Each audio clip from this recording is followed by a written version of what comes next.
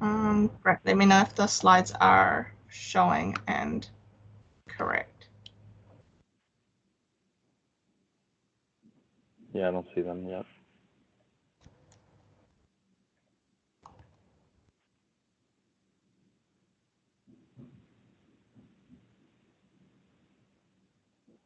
Okay, now we can see them. Was it Marketplace rewards that you were on?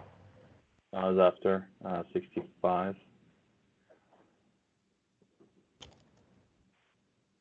Here we are. Yeah, keep going, keep going. Yep.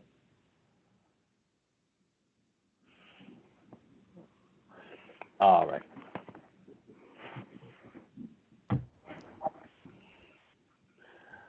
Cool. So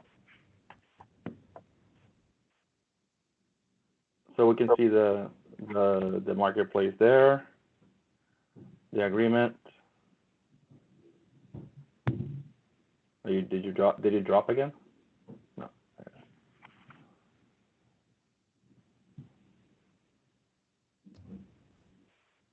Is my screen still sharing? Yeah, it's share. I think I see it. All right, go to the next slide. And next slide. All right, perfect. So what you're gonna see there is the dashboard. On what I was saying before is like you see on the left side, you see the commercial marketplace plugin or the menu there. So you will see that happening right away. If you are a partner who has joined Marketplace before having enabled the Marketplace plugin or the program, then you will have to go to that wheel by the name, that gear, and then go into profile, and then from there, basically sign up. And then you will go into your profile, and then you will see the Marketplace option, and you just click on it, follow the menu instructions, and then Marketplace will appear on your menu in the left side. So next slide, please. Cool. So this shows you how to set up your tax profile. One of the things you're gonna do is, so if you're gonna do transact, you need to fill out the tax profile. If the only thing you're gonna do is contact me or free trial, basically you don't need any of that. So you don't have to fill up your tax profile. So next slide. Basically, this is just some questions regarding your tax registration, very straightforward. Next slide. Payouts, this is basically where you will put your profile where you want your money to be redirected from Microsoft to your bank account. So this is your payout information. Next slide.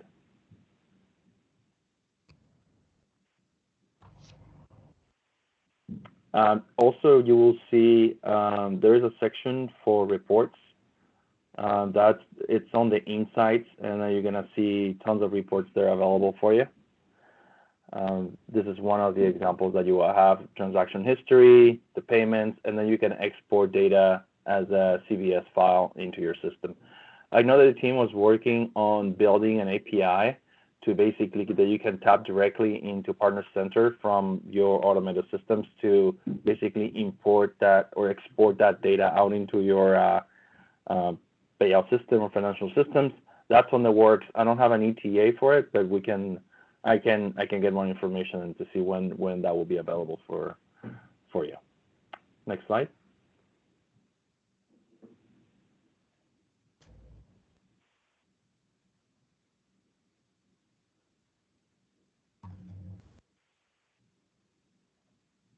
Okay, so customer insights, very similar series of reports that will give you the ability to see where your customers are coming from, where your deployments are based on, and just inside information about the different parts of the platform. Next slide. As you can see, there's a lot of reports. We're open to feedback on the reporting. So if you have specific reporting that you need or you would like to see, just feel free to reach to Herman or myself, and then we'll submit those as feature requests for the portal team, for the partner portal team. Okay, let's go to the next slide, please.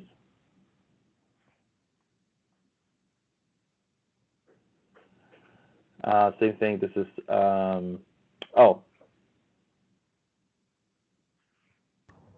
this is the support link.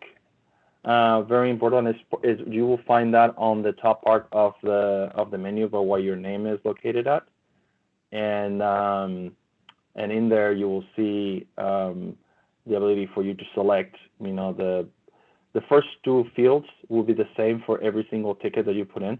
What is going to change is the second and the third and fourth. So here you will have the ability of submit tickets for account management. If you get stuck on certification, if you have issues with payouts or insights, et cetera, et cetera. So this is basically your support front end for everything that you have. This is different than the Azure support, especially for those who already have Premier support. The channel is going to be different. So if you have Premier support and you want to use your TAM for that, make sure that you tell them that the tickets need to be redirected to Azure Marketplace. We've seen some instances where the routing wasn't done appropriate, and then basically the ticket was being sent from one support team to another. So if you don't have Premier support, I always use this publisher support ticketing system that will be directed directly to the Azure Marketplace team. If you have Premier with a TAM, make sure you tell them that it's going to be a support ticket and then needs to be for the Azure Marketplace so they can route it directly there. Okay, next slide.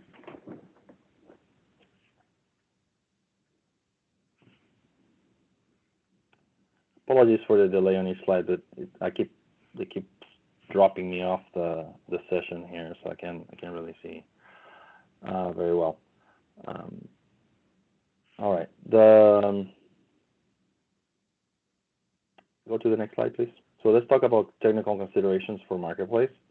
So from the offer type perspective, this is the offers that you're going to have. So we have virtual machine, we have solution templates. There's two flavors. We have Azure App Solution Templates and then managed applications. We have also the ability for you to have containers. If you're building IoT solutions, you have the ability to bring those IoT solutions into the edge modules as edge modules. So this will be for edge devices as part of that. Then we have the SaaS applications and then consulting services. So there's a column that says deployed in customer Azure subscription. So everything, most of the solutions besides SaaS applications and consulting service will be deployed on the end customer subscription. So the customer will give you their Azure subscription, and then the system, the marketplace, will deploy that solution into their Azure subscription. So the assets, the Azure consumption will be generated from their Azure subscriptions and the Azure EAs.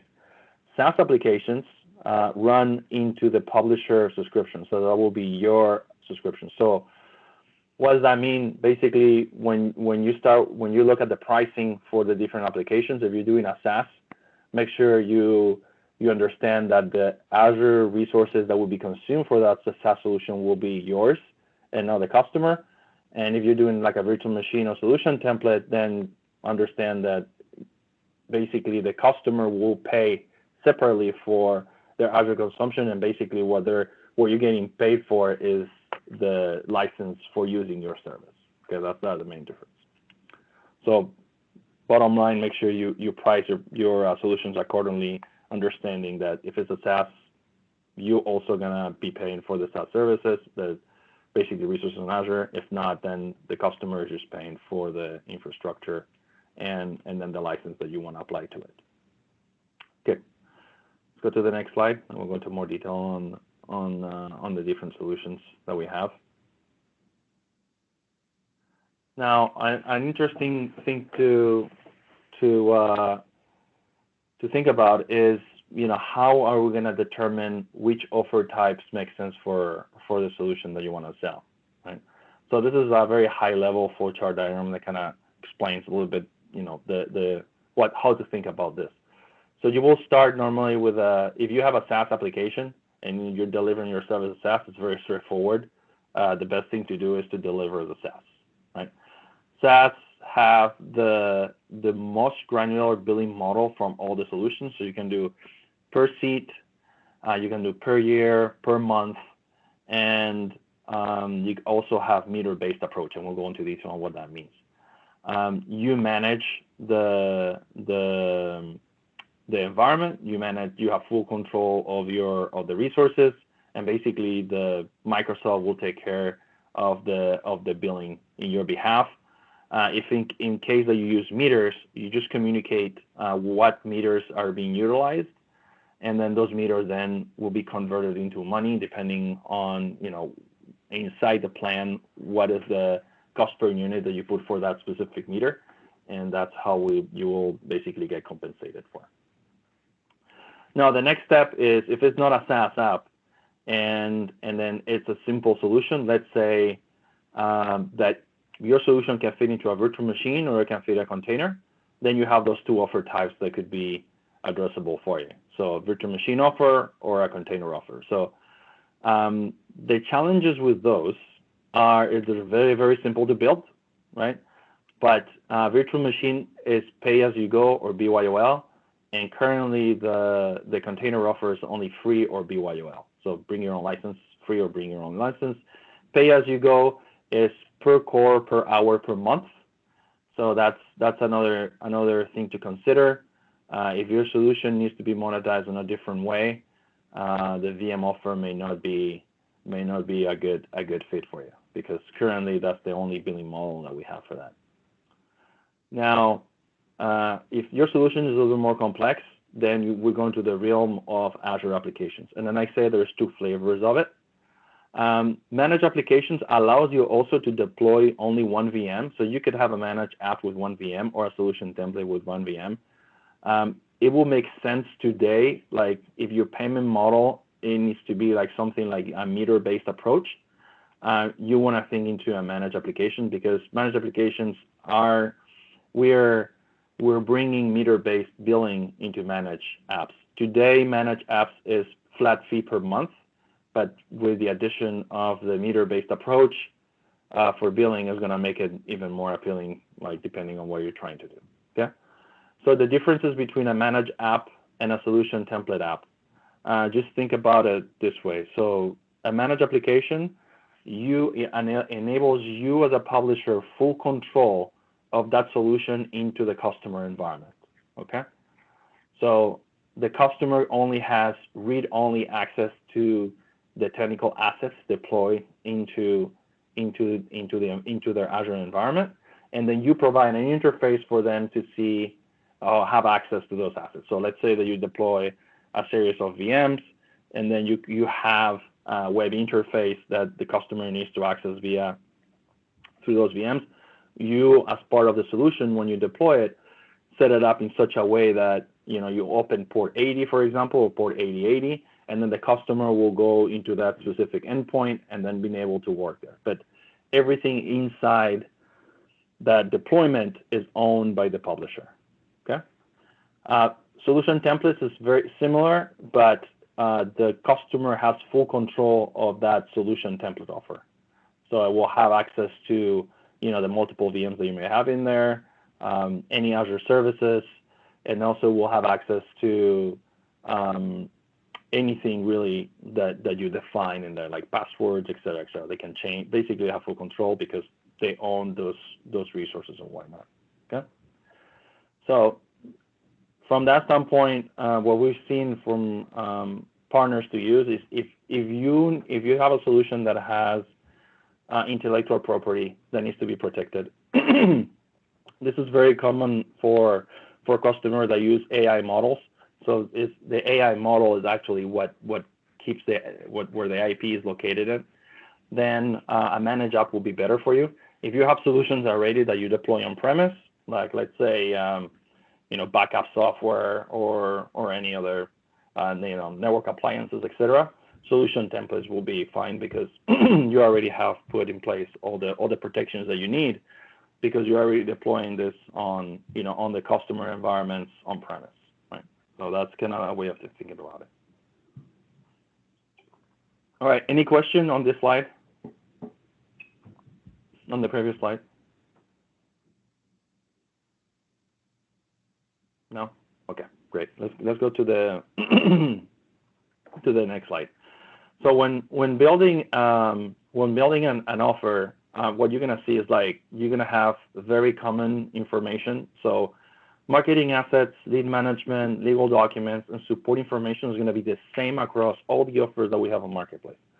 So you will have to add, let's say if we look at, for example, the marketing assets like offer icons, the description, category, documentation, and why not. All those interfaces are built as part of Partner Center. So basically, there is a wizard that will take you through, all those different requirements, and then you upload the images, you enter the description, and why not. So all that stuff is done manually. You have specific fields and forms, and you have a wizard that allows you to go through all those. What is going to be different is the technical assets. So if we look at a technical asset column, you're going to see, for example, for virtual machines, what we need is a virtual hard disk. So there's basically a VHD in which you're going to be packaging your solution. Right? For the solution apps, for both solution template and managed apps, you're going to need two main files or two main artifacts. One is the ARM template. So ARM template is the Azure Resource Manager template, and that's what defines how infrastructure is going to be deployed inside Azure. By infrastructure, I mean technical assets like, let's say, a VM. I need a virtual network. I need a Windows, basically a firewall. I need SQL Server, et cetera, et cetera. So it's a file that you define. Hey, I need all these different assets, and then please deploy them on this order so my deployment makes sense. Now, the second artifact you're going to need, it's a UI definition file. And that what allows you to do is to have a very granular UI, very, very similar, or it's basically identical to the UI that you're going to see on the Azure portal. So if you're familiar with Azure portal, when you deploy resources, there is this screens. As you deploy resources, there's screens with questions that will appear. We call them slides. So those slides, basically the UI definition file will allow you to create that granular experience for the customer to configure and select the configuration they want for your service. So an easy way to think about it is the UI allows you to ask the customer for information about how they want to configure the deployment. Then the data that is captured from those questions are then passed into the ARM template to properly configure that experience as part of the solution that you want to deploy for them. So conditions that you want to have, conditions that the customer requires for their deployment, and then those are passed as parameters inside the ARM template. The ARM template deploys the environment based on those requirements. Besides that, ARM templates also allows you to have scripts, specific libraries that you may need, runtimes, et cetera, right? But that's basically the core is the ARM template plus the UI, a UI file that defines how you want to pass those parameters. By the way, the Azure apps are the ones that takes the longest for publishers to deploy. Yes, they're a little bit complex. The reality is ARM, you need to understand ARM in order to deploy those. So normally the guidance that we provide for publishers is if you have a solution that you need to deploy as a solution template or as a managed app, the first step is to make sure that you have an ARM template that deploys on Azure without Marketplace. So you just create this ARM template, and then you make sure that your solution can deploy properly on Azure. If that's the case, then you can take this ARM template and then customize it for Marketplace, and that will provide your solution. But those normally this is where we see the longest amount of time for deployment. For SaaS apps, switching gears, for free contact me and trial, there's no technical assets required. For the transact, you will have to implement the billing API. And so what does that mean? That means like your solution needs to be able to communicate with the billing API so we can properly bill the customer, right? So one is registering the customer. So a customer comes requesting your SaaS offer, and then you will notify us about the registration. And the second part is once they register, which plan do they want to use. If it's a plan with seats, how many seats they want. If it's a plan that is using like a meter-based approach, like different dimensions, then you're gonna tell us continuously, like every day, how much of your service the customer is being used, and that gets basically passed as meter information, and then that we build based on that meter information. The last part is the containers. Those are super straightforward. Basically, you build a container and then you upload the link for that. And then IoT Edge modules happen to use also containers. So those are really straightforward. Now, if we look at the SLA, this is a certification SLA. So every single time you click publish, the clock starts ticking, and the SLA says it will take 11.5 days for virtual machine, for example. At any point in time, you have a problem, there's an issue, the clock stops, and then you have to republish again. The clock starts ticking again from day 0 back to 11. Now, the reality is, like normally certifications, if everything goes smoothly, will take less than the SLA, but this is the published SLA that we have in place. Also, we want to make sure that you understand that there is an SLA. So if you have, for example, to build a solution on Marketplace and have a PR event 3 days later, it's probably not going to work. So unfortunately, we had some instances where expectations were not set up front with our publishers, and they became a little bit overconfident, and they missed their dates for their PR events, and it wasn't really a very good situation for anybody. So that's the reason why we added this column there, just to set expectations up front. Now I can tell you, like from our experience, I've been working Marketplace for about two and a half years now. Virtual machines, we've seen our publishers publish in about a month. Azure apps, this is between 1 month and 3 months. SaaS APIs, SaaS apps with billing normally is between 2 weeks to a month. If you have experience, if your development teams have experience building or implementing APIs, it will be very straightforward. We just released last week an SDK that will make this 2-3 weeks billing API implementation way faster than it is today. And I'll send you the link after the presentation so you can start utilizing it. And but normally what we've seen is for a free contact me free trial, it's between 1 to 2 weeks. If you implement the billing API, it's going to be a month. And then for containers, because containers normally publishers already have a container built, it's just matter of fact of uploading the container, which is about 1 to 2 weeks max. Okay. Any questions on these slides in this area? I know it's a lot of information here, so please feel free to comment or ask me any questions you may have.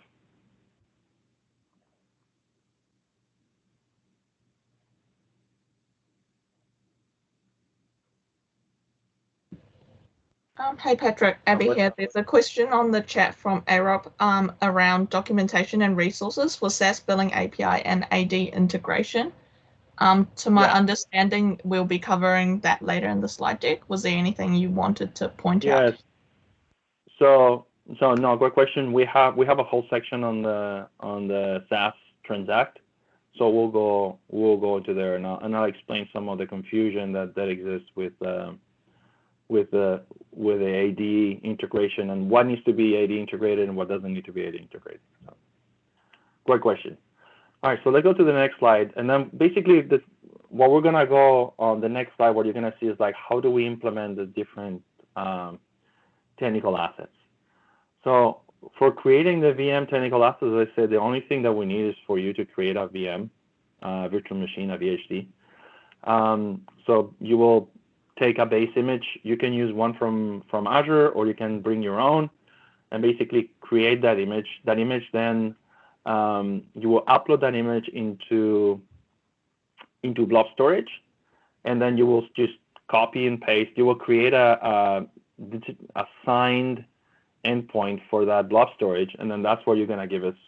So what you see here as the OSVHD URL, that's basically what it is. It's just basically that signed URL for the VHD from your blob storage.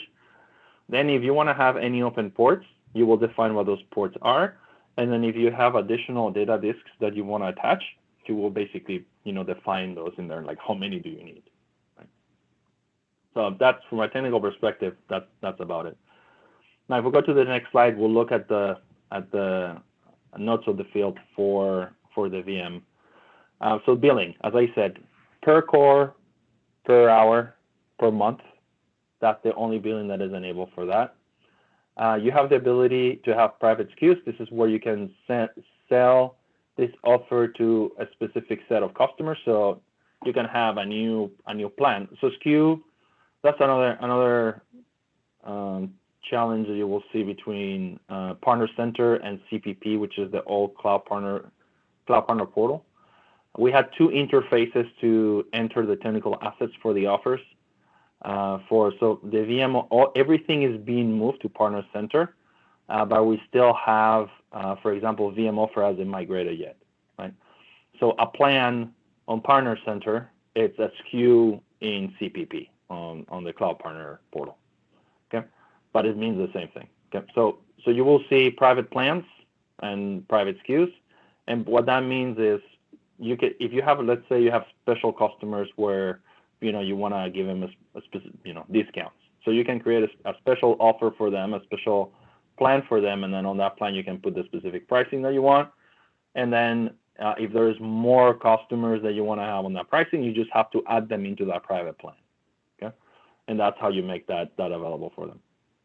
You also have the ability from all the offers today to resell them via or CSP channel. So this is where cloud service provider channel. So if you want to participate on that, you just have to enable your solution to be sold via CSPs, and then that it's just one click, and then that will be made available for CSPs. Another thing that we can use is the VM offer. This is getting more technicalities and a little bit more deep on the technical area, but basically, if you have a solution template that has highly customized VMs, right? So you have a VM that is not just a stock Ubuntu, for example, but you need to download Java. Besides that, you need to have Tomcat, and then you need to have, XYZ libraries, right? So there's two ways that you can do that. You can either, on the solution template, take the base image and then run a script that start, doing the get updates to get all that middleware and all those libraries, or you can create a VM offer that has everything put together, right? Like all the middleware, everything so basically a heavily customized VM, made that hidden, and then you can call that VM from the solution template, right? So you're the only one who knows that VM exists in Marketplace, and then so when you have a solution like a solution template that has multiple VMs or multiple tiers, then you can basically call those hidden VMs and make it part of your template. Okay. This also allows you to bring billing to a solution template offer. So solution templates offer don't have billing; it's all BYOL. But if you bring a VM that has a specific SKU, and that SKU is $10 per core per hour, when that solution template offer gets deployed, and you bring a VM from that has that specific SKU and pricing, then that solution template will start billing by that rate. So that means that basically it's a trick, really, when I think about it, to bring per core per hour billing on a solution template. Now, remember, solution template and managed apps, even though the technical assets are similar, they're different. So managed apps the billing for that is going to be a flat fee per month, and then we're working on getting the meter-based approach probably like in 2 or 3 months. It's right now in preview, actually. All right, next slide.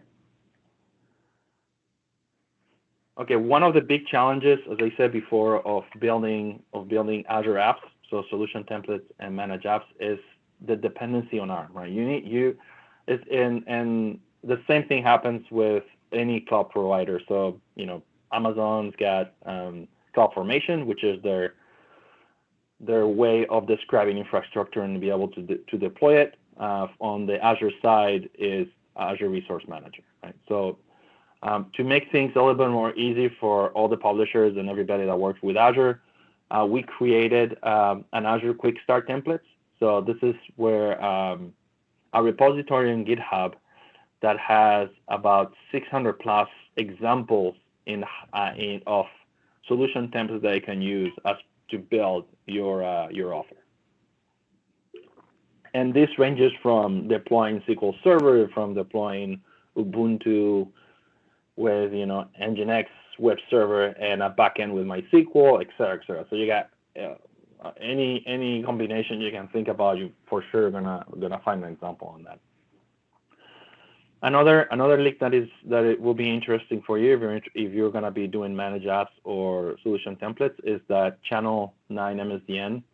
So this is a presentation that Brian Moore and myself did in Build 2018 that showcases how to build solution templates and manage apps. Those are best practices in how to do that, and it shows the process, how to go about the process, and all the tooling that is available for testing and validating that deployment. So highly recommend for you to take a look at that presentation. So to the next slide. All right, a little bit more deeper. We'll go deeper in the solution template. In here, what you're gonna see is the technical asset itself. So you basically need to. So in the VM offer, it was a link to the blob storage. The technical asset as part of the solution templates or the managed apps is gonna be a package zip file, right? So in there, you will add the user interface, which is that file. We'll call it create UI definition. That is going to give you that user experience. Then you're going to put the template, the Azure Resource Manager template, which is another file that basically defines the infrastructure that you want to have deployed as part of your solution. Any references to VM images that you're going to use, any artifacts. This is like, think about libraries, scripts, nested templates. If your template is fairly complex, it's just best practices to split your template on smaller files, so it's easier to debug and it's easier to understand as people are reviewing it. So, but everything gets then zipped into a zip file. Okay. I'm sorry, now Patrick, I have a question in the chat around if you're able to, for each of these solution types, if you're able to give just a more sort of high level example of what might be a solution that's deployable in this manner, just for some of the slightly multi-tier. Just think about a multi-tier application. Let's say that you have your solution is basically a service that is built on a web server, right? And then this web server, so it needs to go into a VM because you have some middleware that it needs to do whatever functions, and then you have a backend database. Okay, so you basically, what you will do is you will create a VM, right, that will contain your web server with your middleware in there and all the services you want to offer, and then you will hook up that to a database. So in the template, what you will do, you will define, okay, I have a VM. This is my VM that I already pre-built, right? So and then I need to add also a database where I'm going to store all the customer data, for example, and then I need to network those together. So I need to have a network. So you will create also a virtual network.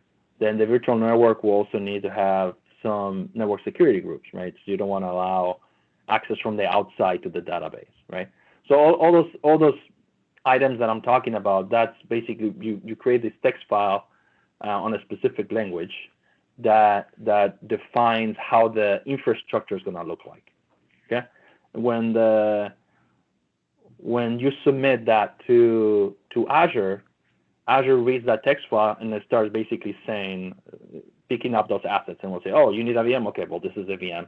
Oh, that VM needs to have a web server, so we'll add the web server on it. Oh, you need to deploy this specific artifacts. Oh, the artifacts are part of the zip file. Let's copy from the zip file into this directory.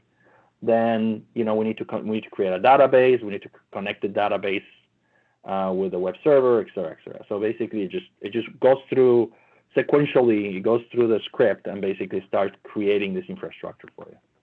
Does that help?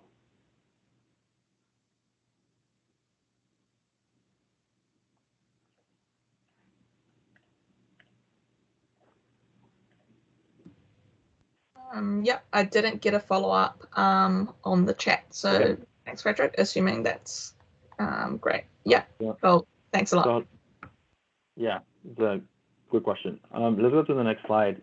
On the next slide, this is basically one of the tricks that we use to help out when you're building that UI experience. Normally, what you're gonna see is 3 types of information. You're gonna have customer information that you're gonna ask for. You're gonna ask for application information, and then you're gonna ask for infrastructure information, right? So, example of customer information that you need is gonna be like email address. Application information will be, for example, license key or the app username. And then from that infrastructure information that you may request the customer to provide you is, what is the credentials for the user admin or SSH credential? What is the VM size that you want to have for the different tiers that you're going to have on your solution, right? So what we recommend our publishers to do is like create an Excel spreadsheet, kind of like it looks like this, and start putting kind of all the information that you think you're going to need from the customer, the description of those fields, and then what is the text field, what is the field type that you're gonna need to store that information. So if it's a text box, if it's a license key, well, you're probably gonna have to upload a license key there. If it's credentials, then you're gonna need a credential combo. For a VM size, you're gonna have a size selector anyway. So you have the entire list, right? And then this will allow you. So when you're creating that UI definition file, which has a specific language, by having this, it's gonna make the experience way easier on your development team, because you know exactly the fields that you need and exactly the information that you require. Now remember, all those fields that we have in here, those are the ones that you're gonna pass to the script itself to properly configure the solution as it gets delivered. Okay, so let's go to the next slide.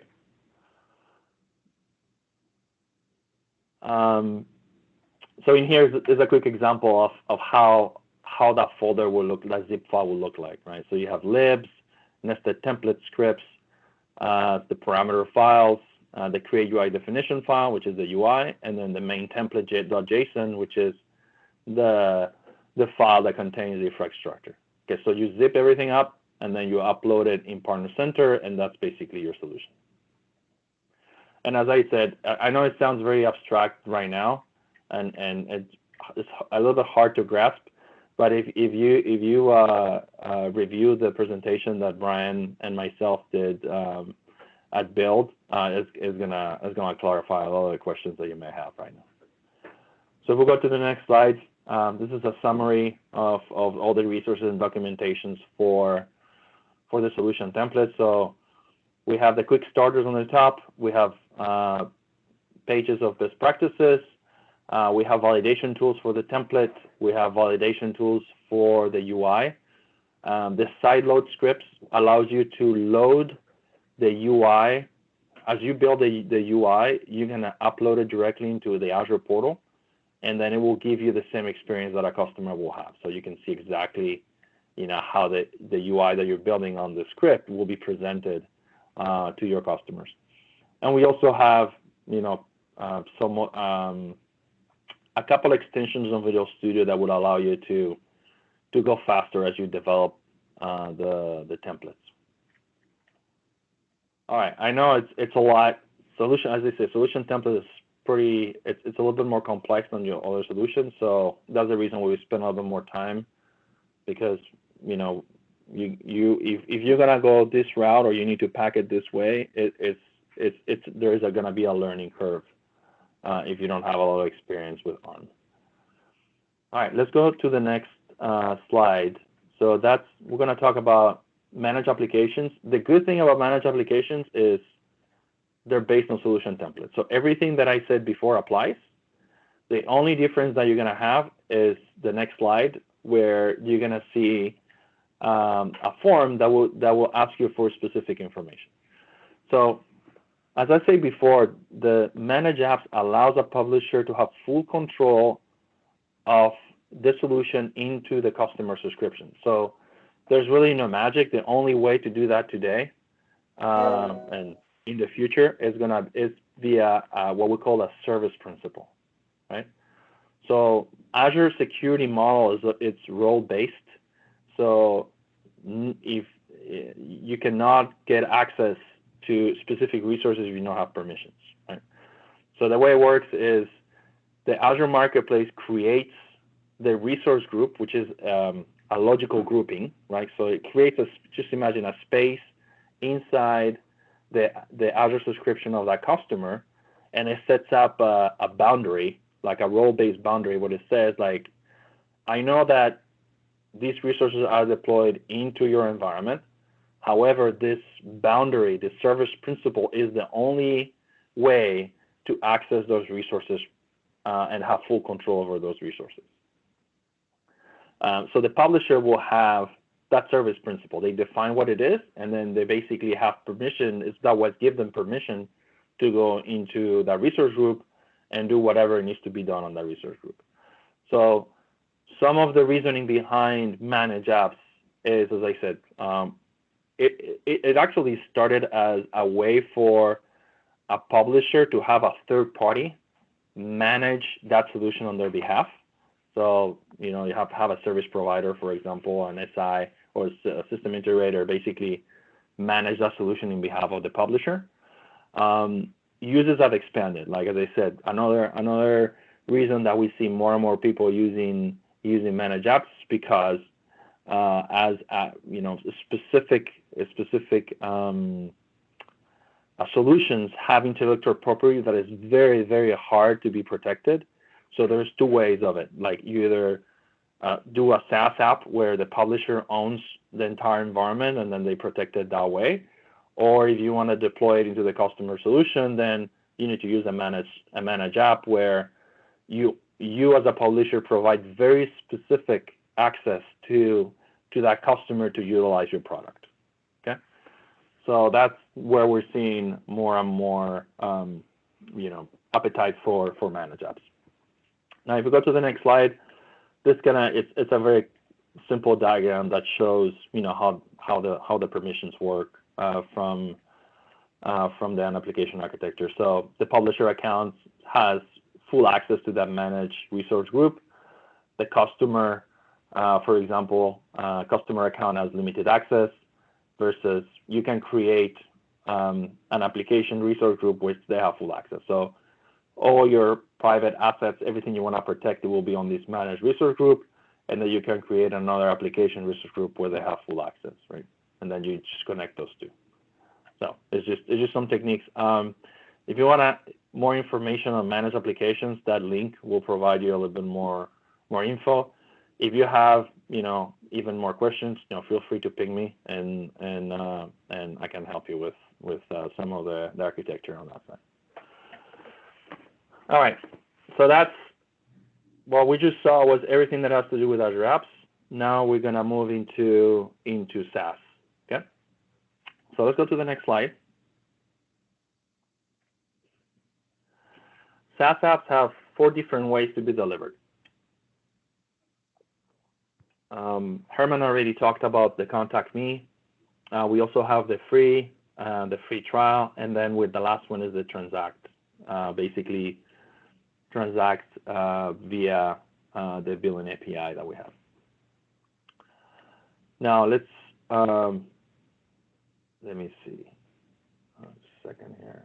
So I wanted to add a couple things here. So Contact Me and Free are very straightforward to do. Those can be done basically in like 6 days. Customers can do them. I mean, it takes 2 days really if you have all the technical, all the assets, not technical, all the assets, like all the images. What I've seen, what it costs the most, especially for large partners, is getting the legal documentation and then the marketing documentation, because they have to talk to those departments. But in reality, in one day, you're fully up and running with a Contact Me or a Free. The trial is exactly the same as the Free. The only difference is we recommend our publishers to integrate their landing page with Azure Active Directory, and then I'll show what that means. But basically, between a free and free trial, so the free is basically we'll go to Marketplace and it gets redirected to a landing page that you define, and then the customer needs to enter the information, and then they submit that information, and you give them that free experience. The trial is the same thing, but the customer information is already pre-populated. Again, how do you do that? Basically, if you have that landing page integrated with Azure Active Directory, because the customer comes from Azure Marketplace, in which the customer is already authenticated with Azure AD, they're basically on a single sign-on session, right? So when they get redirected to your landing page, your landing page can query Azure AD and they say, hey, I got this customer, can you give me their information?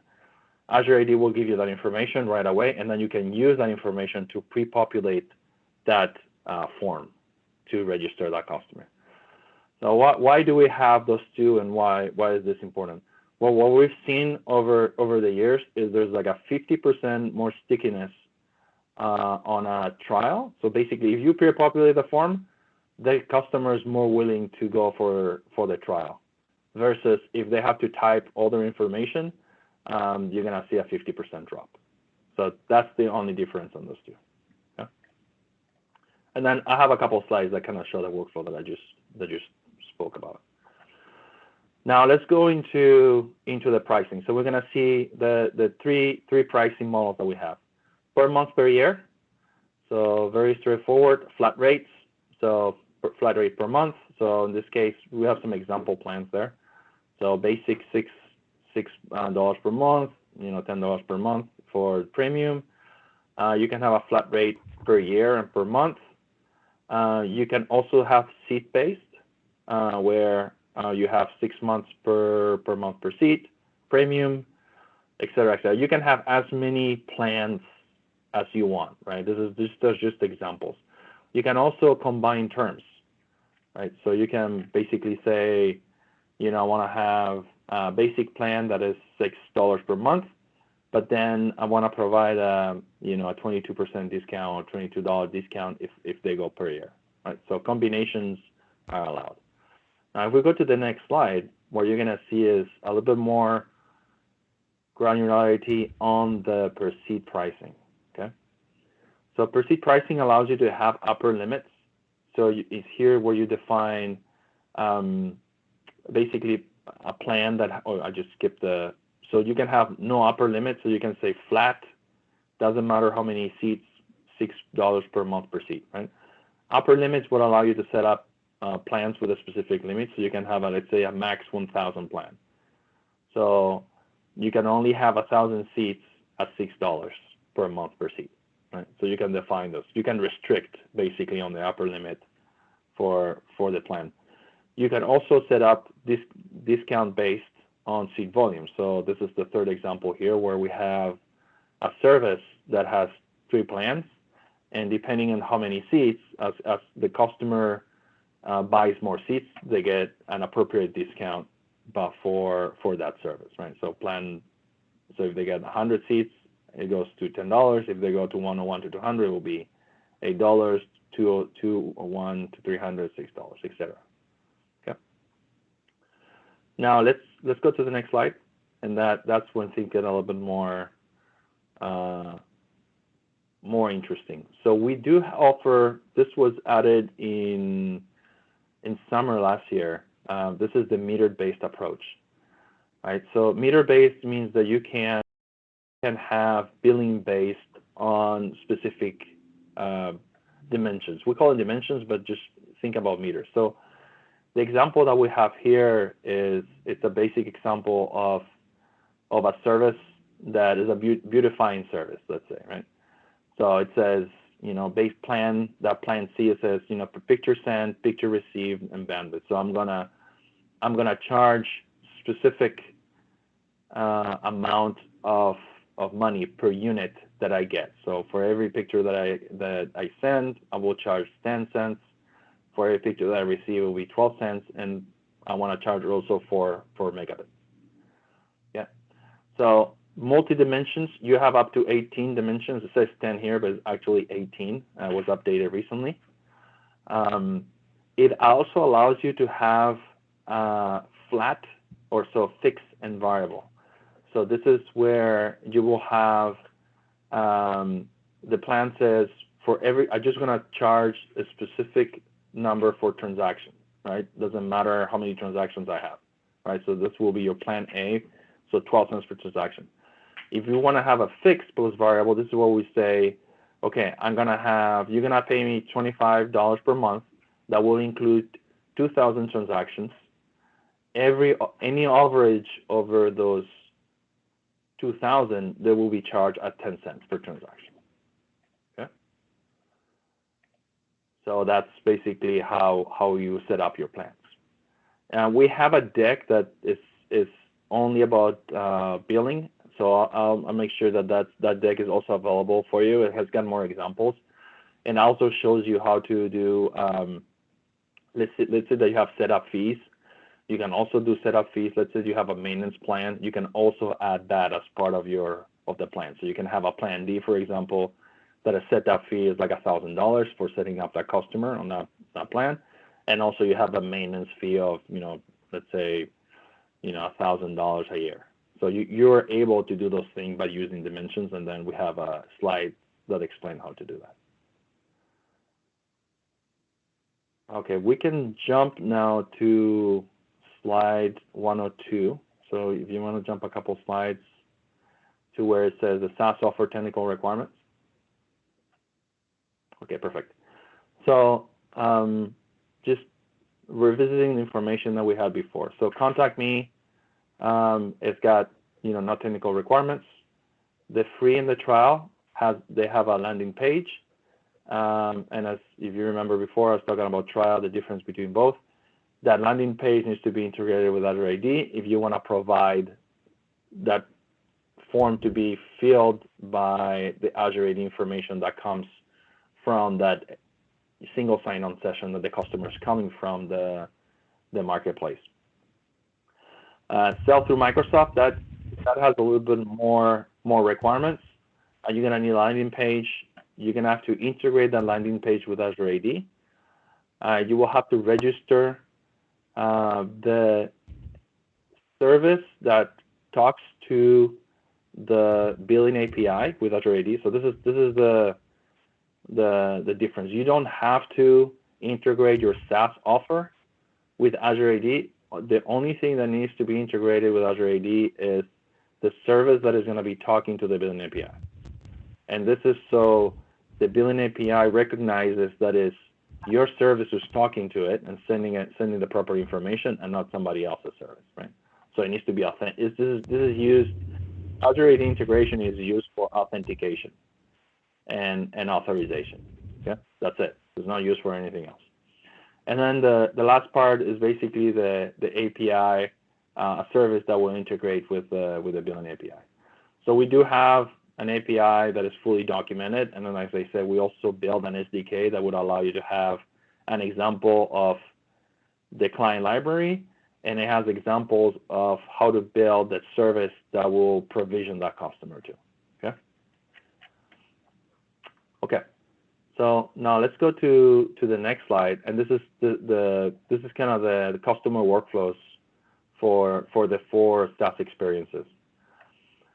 So the first one shows the contact me. So customer goes to the Azure Marketplace, clicks on contact me, Marketplace validates his identity, and then you get notified with a customer lead.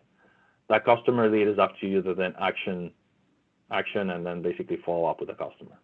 Very straightforward. Next one. Very, very similar, but instead of having, you will still get the lead, by the way. It's not displayed here. You will still get the lead, but the customer gets redirected to a landing page of your choosing. So you will define a landing page, and then this is where the customer will sign up for that free experience, right? And then remember here, if you're not authenticated, the form will be completely empty, right? It's up to the customer to enter all the information, which is the next slide shows the same workflow, but if you have that landing page integrated with Azure AD, you will step number 3, when you get the customer, you validate the customer identity on number 4. You retrieve that information from that validation. You basically fill up the form with the customer name, last name, email address, title, etc., etc. It's all documented, the amount of information that you can get from Azure AD, and then you can then take the customer to the sign up experience that you want to have. Now, the next slide shows the purchase experience. So it's very similar to the previous experiences. The difference is the customer, before they go redirected to the landing page, they will go to the Azure portal. And the reason why we redirect them to the Azure portal is because this is how the customer will select which subscription they're going to use for them to get to pay for the service they're purchasing from you. Okay. So they get redirected on step number 3, they get redirected to create the offer in the Azure portal. In the Azure portal, they select the subscription. In there, they configure the initial setup for the SaaS offer. And when that happens, then we know that the customer has selected one of their subscriptions to be billed, and then we redirect them to your landing page. Okay. Okay. Let's go to the next page, and this is going to get a little bit more technical from now on. So don't despair. I'm going to make it very straightforward here. So technical requirements. So when you create in Partner Center, when you create the SaaS offer, and then the SaaS offer is going to be a Transact SaaS offer, there's some technical information that you're going to require. And it's very straightforward. It's only 4 fields. Right? One is, what is the landing page that you want the customer to be redirected at? There's going to be a webhook. Webhook is just fancy for an endpoint or a URL that you're going to provide us, so we can message you about changes that happen from the customer side for the subscription. Right? So we'll just, whenever there are events that come from the billing API, that all those events will be sent to that webhook that you define, which is a URI or a service that you will define for us. And then the last 2 fields is the registration information on Azure AD for that service, right? For the service that is going to talk to the billing API. So you will have, the way it works is you will go to your Azure portal and then go into Azure AD in there, and then you will click on register an app, and then you will enter the endpoints for that application, that web application, and then that will give you the two information points that you need here: the tenant ID and the Active Directory application ID. Right. So you enter the code, basically the GUIDs that you're gonna get from that in there, and then you click save. Okay. So that's basically on the Partner Center side. That's all the information that is required. Right. So then from there, you need to develop a series of assets. Now, the good news, as I said, we have an SDK that has all these assets already developed. They're developed in .NET Core. If you're using any other technology, you can basically look at them as an example and import them is very straightforward. So you're going to need a landing page, the Azure registration that we talk about, and then the SaaS offer application. So this SaaS offer application is what will be implementing the billing API and then the webhooks that we can notify you. If we go to the next page, what you're going to see is a Microsoft service. It's called the Microsoft Healthcare Bot. It's a great example. So, and they have a free plan. So I highly recommend that you register for it and take a look at the experience and how it works. So this experience that you're going to have as you register for this service on their free plan is exactly what you're going to be providing your customers and what I'm showing you how to do, and it will be all part of the SaaS SDK that we're providing. So highly recommended. Now go to the next slide. I'm gonna go into more of the details about the implementation, like what happens behind the scenes, right? So as I said, as the customer registers for the service, and they will go to the Azure portal and subscribe for that. Assign the subscription that they want it. Then they will enter a series of information like the name, research group, blah blah blah, some specific information. The offer will get created into the Azure portal in their subscription, and what gets created is not the service itself, but a shim that allows us to do the billing, right? The customer will then click the configure account, and then the Azure portal behind the scenes will query the e-commerce engine, and it will get a marketplace token, and then it will redirect the customer to that selected landing page, and then pass a marketplace token as part of the query stream. And then if we go to the next slide, you will see that landing page URI, and then a token that gets passed. Okay, so the customer basically will land into your landing page, and there is a couple of things that you're going to have to do from there, right? So this is basically logic that would allow you to register the customer. So first thing you want to do is, before you even display anything, so imagine that the page is not even being generated yet, but this is happening behind the scenes from a customer perspective, right? So when you receive that call to your landing page with a token, then you will call Azure AD, and then you will ask for that customer information, right? So the same thing that we have on the trial, the same thing happens here. So what that allows you to do is, like, you just got their name, last name, email address, all that stuff. So you got all the customer information already stored as Azure AD tells you what that is. Then you will query again Azure AD, and then you will say, hey, please Azure AD, authenticate me as this publisher, and give me my authentication token, right? So Azure AD will return back a token that will authenticate you as the owner of that solution. After that, then you're going to start the resolution of the service, right? You're going to call the billing API on the /resolve, and you're going to pass the billing token plus the marketplace. So you're going to pass that billing token that you got from the top plus your authentication token. Okay, it's not specified here. It's an old slide. The deck that you're going to get, it will have the new information in there. So basically, you need the billing token plus the authentication token. Marketplace will know who you are because you're authenticated, and they will know what is the customer request because you have the token here that you passed, that was passed from the marketplace. And then it will respond back to you with, hey, okay, we know who this person is, and we know the offer that they selected, the plan that they selected, and if they selected a plan that had seats, the quantity that was assigned for that plan. Okay, and also it will return this unique ID. So this unique ID is the one you need to save, because this is what authenticates.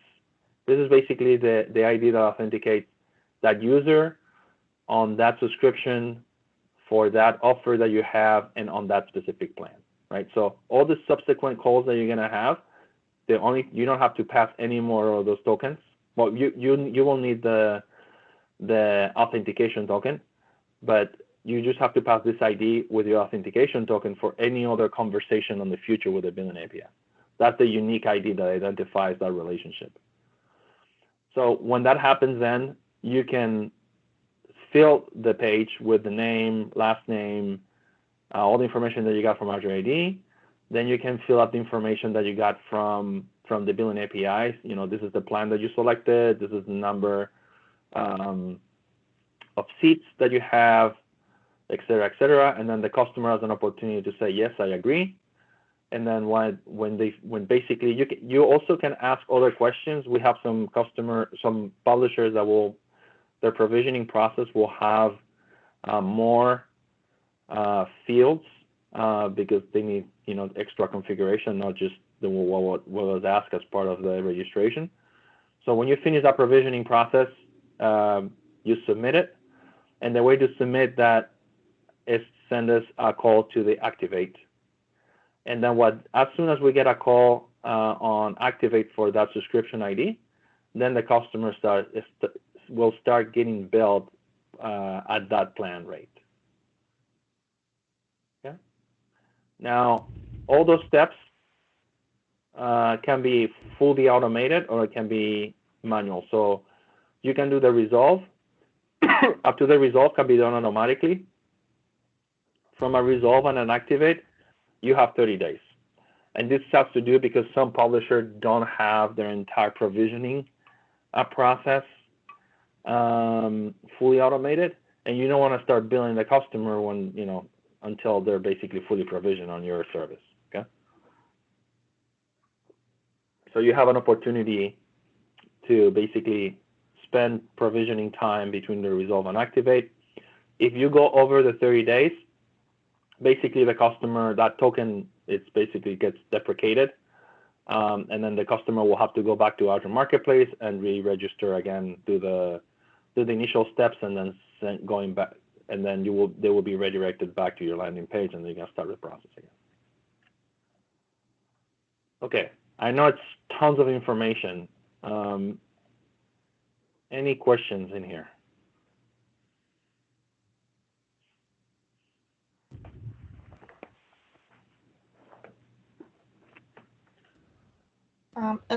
Abby here, if anyone has any questions, please just take yourself off mute and you can ask. It's just easier.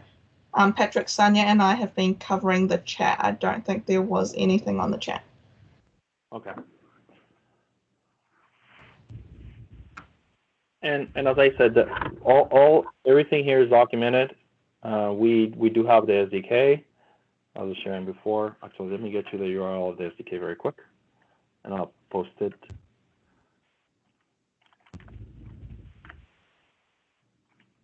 Very quick here on the chat. So what I just put on the chat, that's the SDK. And it contains the client library, and it contains a customer provisioning experience. That's a web app that basically will contain the landing page. It will contain plan management, so you can do plan upgrades and downgrades. It also has a publisher sample application that shows you how to manage meters. So let's say that you want to use a meter-based approach for your solution. So it shows you how to set meters. So there's an example of that. And also it has a client data access library that allows you to perform, like, store the data for, you know, persistent plant information, persistent subscription information, persist any transactions that you send to the API, you know, metered transactions or just regular transactions for per seat changes or why not. It contains pretty much everything that you will need to set you up.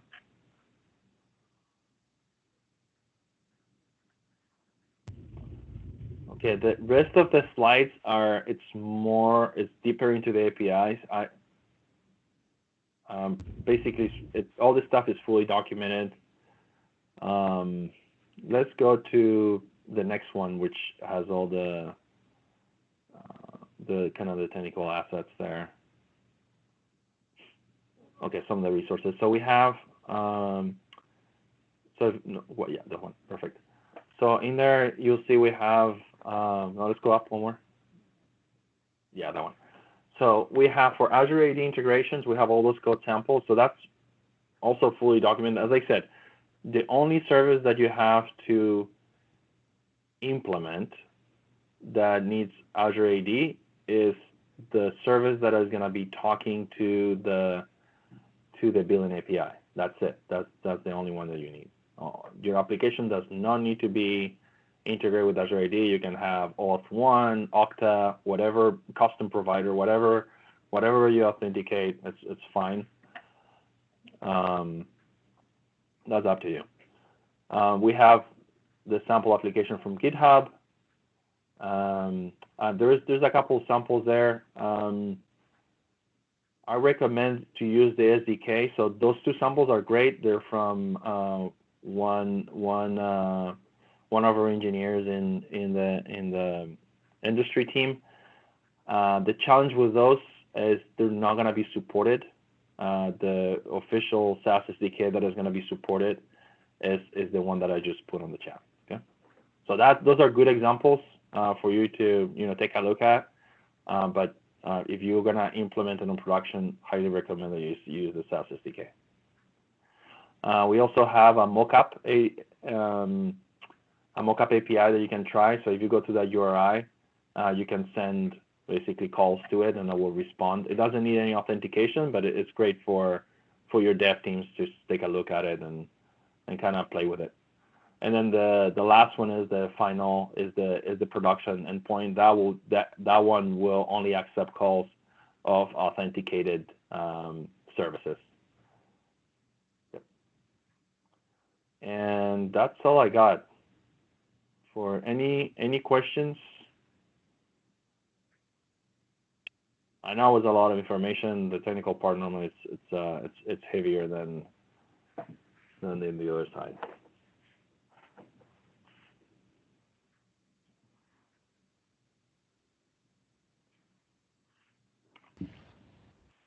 Great. It seems like most of the audience is still just sort of mulling over the technical pieces and quite possibly waiting on for the slides to be sent out so they can sort of have a deeper look.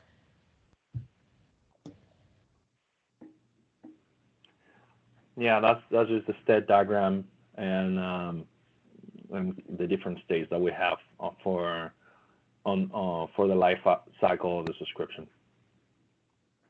And then the last slide is just an example of the webhook, like the messages that it will receive.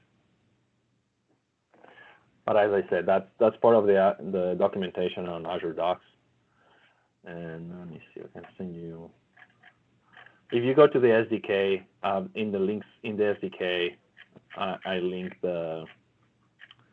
we'll link the billing API and then both the fulfillment API and then the meter API. It's the same, by the way, it's the same API. It's just different endpoints, but you will see it as fulfillment API v2 that does per month, per year, and per seat. And then the meter, you will see it as a meter API. Okay, but it's one API, just different endpoints. Okay.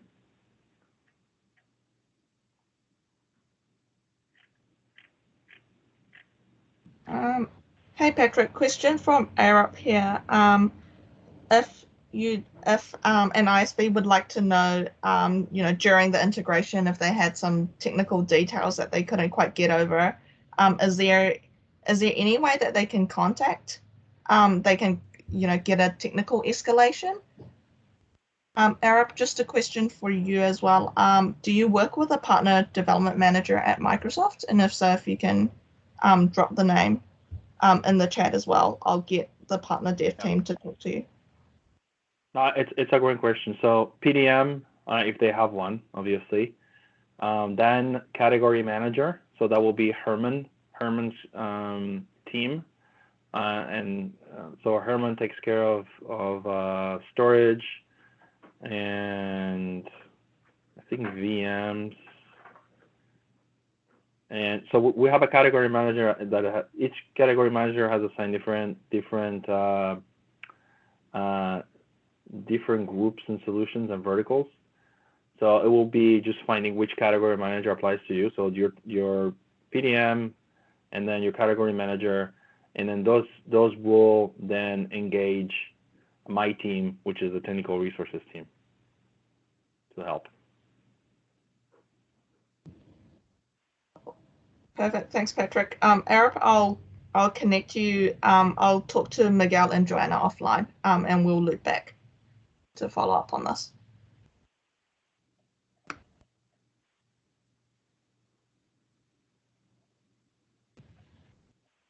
Great.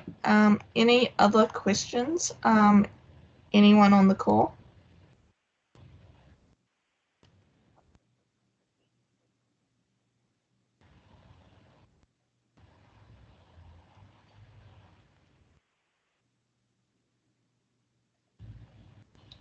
No, I'm going to take that as a no. Patrick, I'll stop sharing the slides on the screen.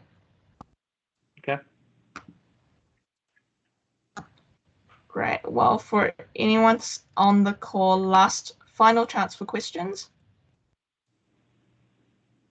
No. Okay. Perfect. Well, in that case, thank you all for joining. Particularly thanks, Patrick, for joining.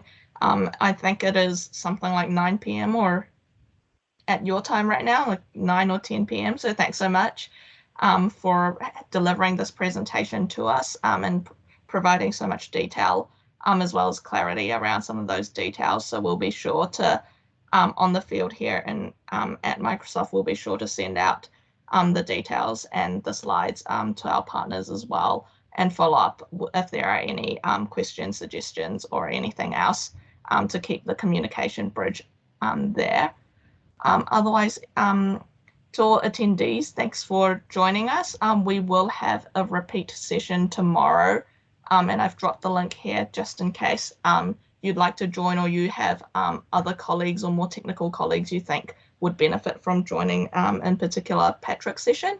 I've dropped the link in the chat as well, and we'll also share with you the PDF as well as the recordings by the end of the week. I'll just collate today and tomorrow's recordings together and just share that through a compliant manner as well. So please just give me some time on that, but we'll get it to you and you'll receive it through whoever sent you the invite to this call.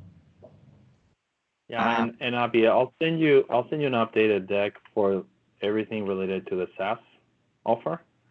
So yeah. I'll send you a PDF, and then you feel free to send that to the entire team for today, and then for the presentation tomorrow. Great, perfect. I'll trim out the outdated sections from today's slide deck. So we'll just have the most updated version for both. Yep. Perfect. Well, in that case, thanks everyone for joining. I hope you have a good afternoon or good evening, depending on where you are. And to our folks in Singapore as well, please take care. Hope all is well. And yeah, thanks so much. And please do just contact your PDM team if you have any further questions as well. Thanks, everyone. Thanks.